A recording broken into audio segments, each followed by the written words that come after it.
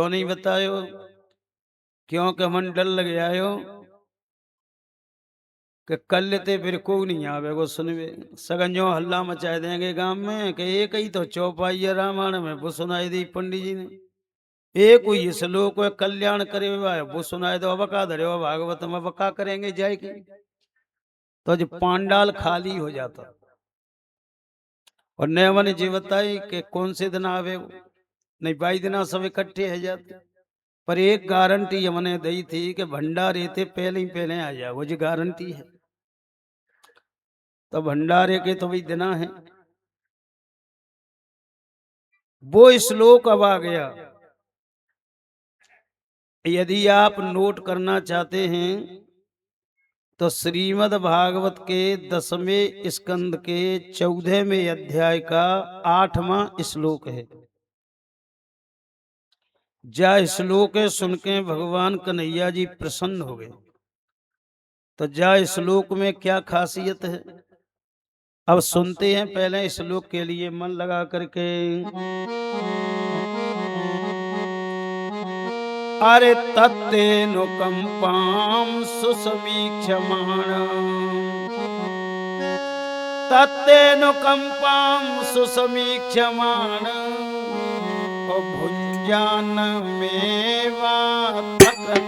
विपाकम् भुञ्जानमेवात्मकृतं विपाकम्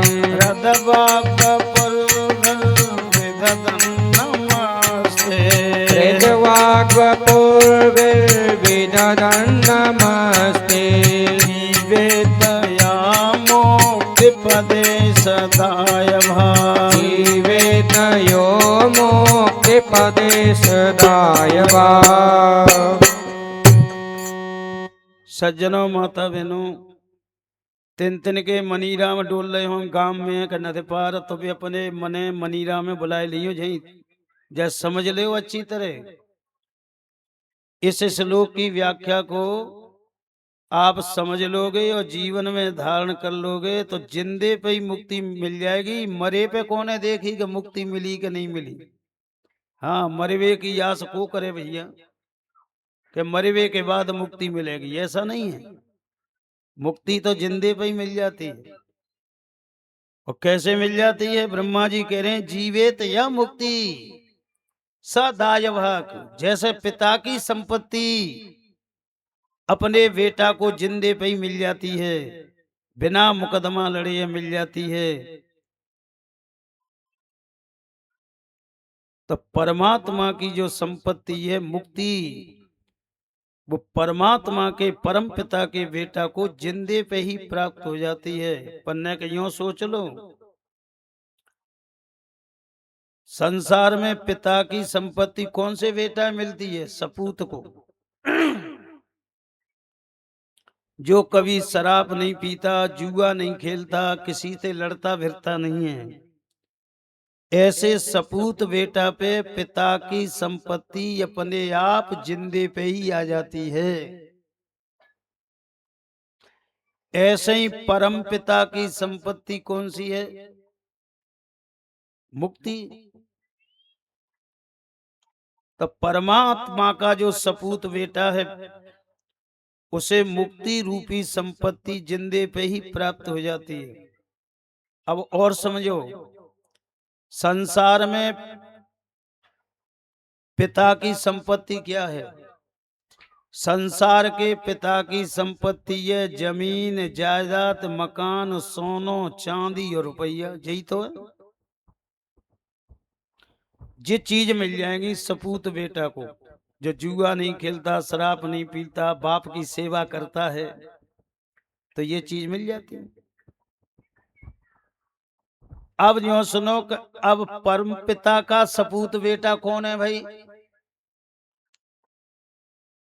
जिसको परमात्मा की संपत्ति है मोक्ष मुक्ति वो सपूत बेटा को प्राप्त हो जाती है।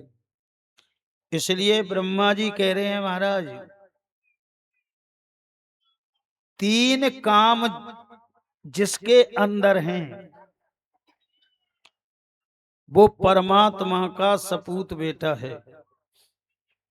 तो इसी श्लोक में क्या कहा ब्रह्मा जी ने कि तीन काम कौन से हैं कि तत्तेनुकंपाम सुसमीक्षमाण। पहला काम सुन लो, जो भगवान के लिए रोज सुबह जग करके धन्यवाद देता है कि जय हो प्रभु, आपको कोट कोट धन्यवाद, आपने हमारे लिए मनुष्य शरीर दिया।